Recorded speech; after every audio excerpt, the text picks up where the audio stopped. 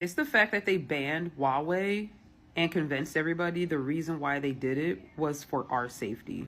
It was all along the lines of the same reason why they wanted to get rid of this app, and you see why they don't want to get rid of this app anymore. They convinced everybody that Huawei phones were unsafe because they were Chinese made, Chinese owned phones, and that our data was going to be siphoned and it was going to be sold, and they were going to infiltrate Americans' information through Huawei phones. When in all actuality, it just came down to the fact that they were Apple's biggest competitors. Samsung kind of waters themselves down a bit in order to keep the competition going between them and iPhone. But if they wanted to, they could completely blow iPhone out of the water. But I'm pretty sure there's some type of law contract that they have under wraps that keeps them from doing that. Huawei was not willing to bow down to the knees of Apple iPhone and iPhone or Apple products. Therefore, they convinced everybody that they were bad, and that iPhone is the top ranking phone amongst